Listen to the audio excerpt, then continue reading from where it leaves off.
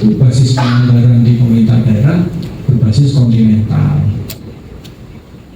Pembangunan banyak yang penganggarannya berbasis jumlah penduduk. Ya lama-lama yang rumahnya kecil, dunia sedikit, lama-lama hilang kayak Libya dan Syria itu. Kenapa? Karena pembangunan itu, pelayaran itu tidak hanya mengurusi masalah muatan saja atau kargonya, memang enggak. Ada aspek ideologi di situ, ada aspek politik, ada aspek sosial, ada aspek budaya, aspek ekonomi yang Bapak urusi dengan kapalnya dan pelabuhannya. Aspek-aspek ini kadang-kadang kita lupa, mereka waktu itu, oh di sana sudah pakai gas, warnanya bukan warna melon maupun warna pink. Pakai Malaysia semua, ngomongnya juga pakai bahasa Malaysia semua, gimana? Negara sebelah.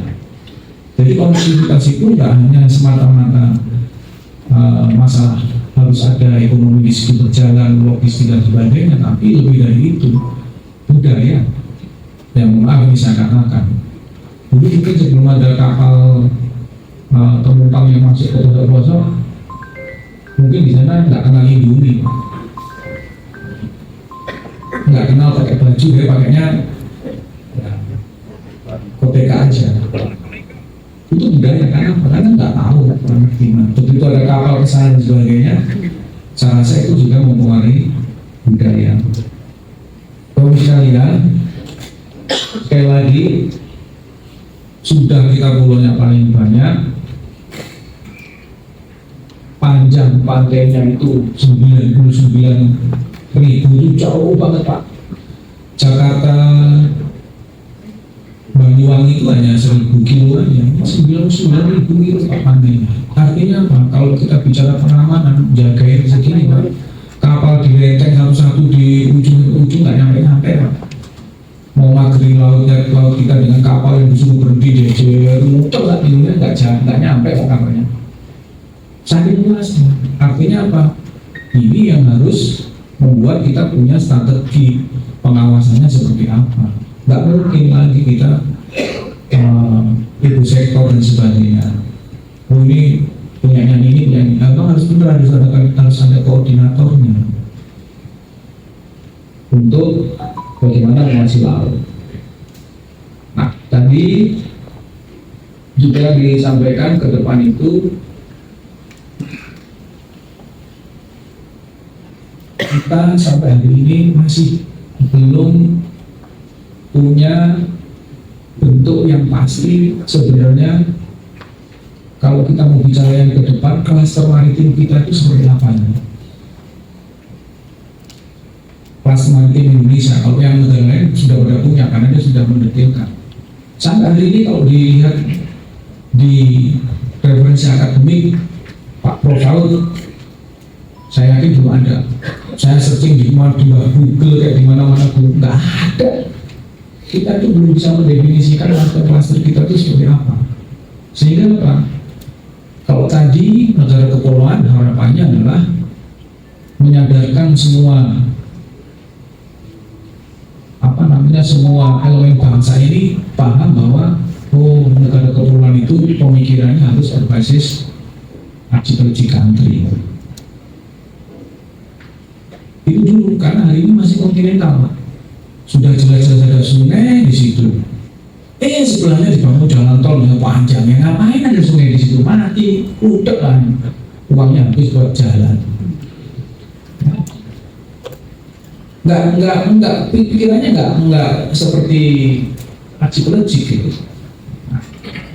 Nah, kalau yang kedua ini kita mau bicara kemaritiman, kalau klasternya nggak ketemu, Pak. Yang dibilang maritim itu apa? Perusahaan asuransi ikut ke klasternya maritim nggak? Ada yang bilang ikut, ada yang bilang enggak. Padahal setiap kapal sekarang harus diasuransikan. Dan saya tegas kemarin memasukkan undang-undang pelayaran bahwa perusahaan asuransi asing kalau dia beroperasi di Indonesia harus punya partner kantor di Indonesia. Nggak ada lagi kapalnya asuransinya orang asing sana. Begitu kami tenggelam, kita minta pertanggungjawaban berikutnya nggak karuan. Nggak ada. Semakin hari semakin banyak kapal di kita nggak bisa diangkat.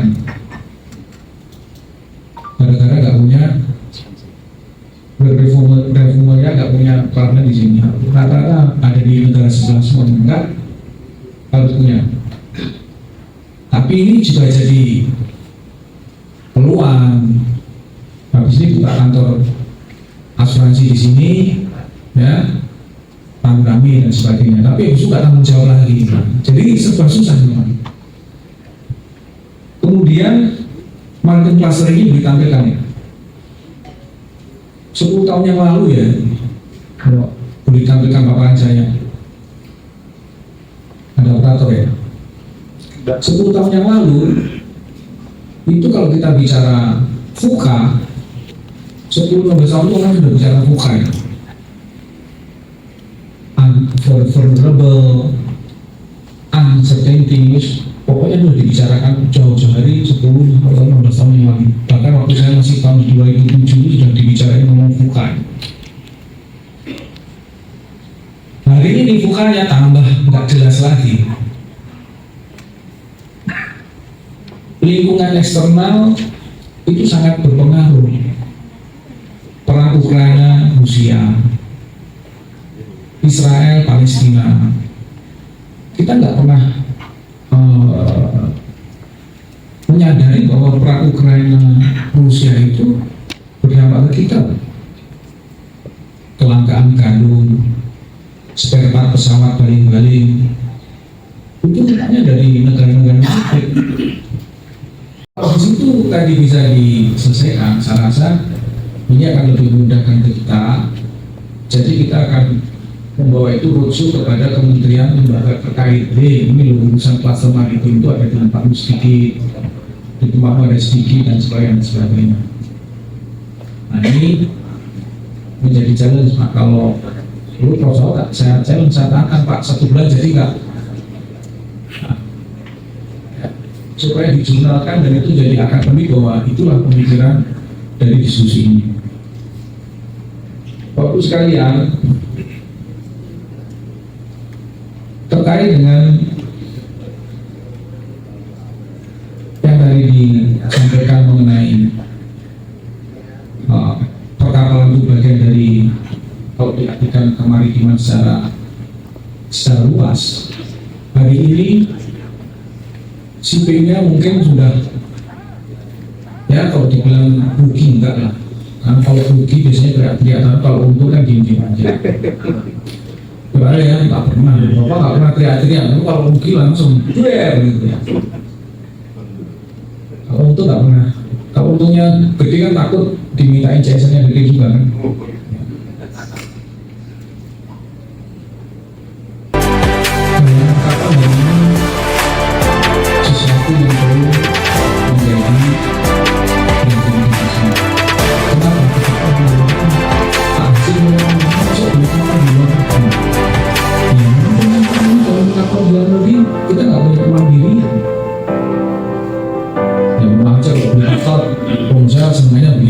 Ya kalau gitu itu lebih murah.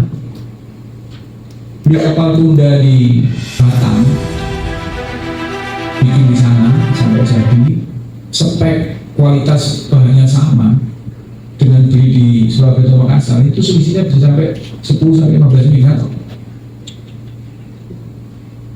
Makanya hari ini saya tugaskan beberapa setahun yang lalu ini, saya tugaskan ke Pak Dirut Perkapalan, coba diidentifikasi ada berapa galangan kapal di sana yang izin di TUKS ini. Kalau tiba-tiba bengkak jadi 80 sekian galangan kapal, yang tadinya itu hanya berapa yang tertulis 33 galangan kapal.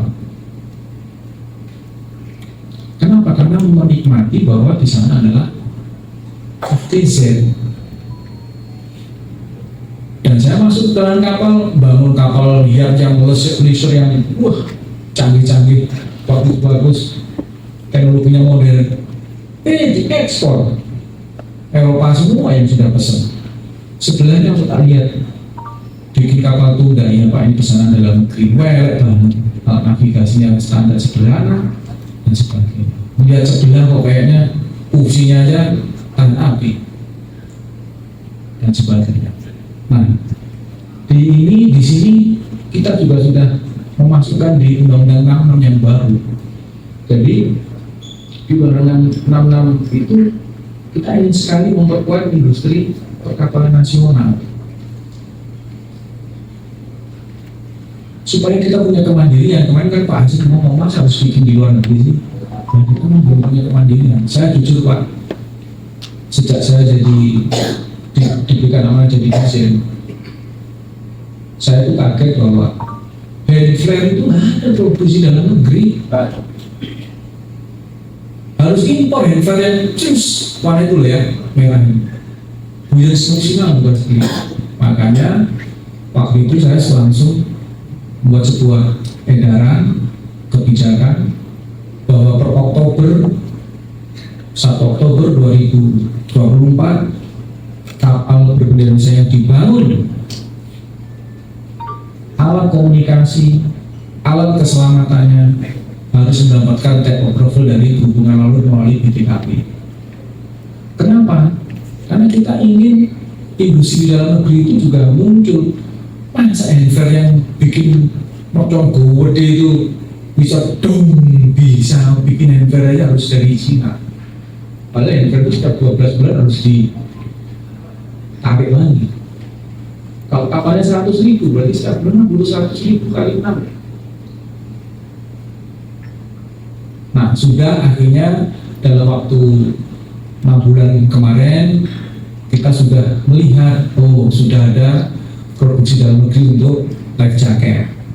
Udah kamu kayak ditaruh di timur itu harus ada satu yang dari Surabaya, Makassar ke Cina, Taiwan. Itu alhamdulillah sudah berjalan di situ satu. Sudah diinisiasi waktu itu sudah jalan. Inaugurasinya kalau nggak salah minggu kemarin atau minggu kemarin lagi. Produk ikan di Morotai itu kalau mau ekspor itu lucu Pak. Rebutan tol laut, kapal tol laut itu kontainernya itu maksimal isinya kalau nggak 4 ya 5. Dibawa dulu ke Surabaya Pak. Habis itu baru di ekspor dari Surabaya, bukan langsung ke atas Pak. Surabaya ke Singapura dulu atau ke Malaysia dulu baru ke atas. Muternya kan nggak karuan. Ya inilah yang namanya maritime class itu penting. Ibarat lebah itu harus ada ratu lebahnya dan ada pejantannya Pak. Kita ini kebanyakan pejantan ratunya nggak ada Pak. Jadi nggak ada yang ngumpul konsentrasi muatan. Jadi semuanya kalau bisa dipecah-pecah supaya pergi semua ke sana. Ya, nanti begitu dibuat kebijakan, ya dari sini nggak boleh, harus kumpul di sini, mesti rame. Pak, jadi mahal gini-gini, negara kepulauan itu mahal sedikit itu wajar. Daripada kita sama sekali nantinya adalah kill Pak, atau to be kill kita itu. Nah, Bapak sekalian, ini adalah beberapa hal yang nantinya mohon dapat didiskusikan dan membuat satu resume yang terstruktur Pak Panitia, dan tentu yang terstruktur ini juga diberikan sesuai dengan plastiknya tadi itu. Mana yang masukan buat pelayanannya, mana masukan yang buat industri perkapalannya, mana yang masukannya berkaitan dengan kepelabuhannya, kepelabuhan dan sebagainya, silakan disampaikan. Dan mohon maaf untuk nantinya lebih menyampaikan konsep-konsep yang ke depan seperti apa. Kalau mau nyari yang kemarin Pak, salah kabeh Om Sidi, nggak mau lagi disalahkan. Baru sudah terjadi. Jadi kita lebih baik, lebih dewasa kalau kita lebih melihat ke depannya.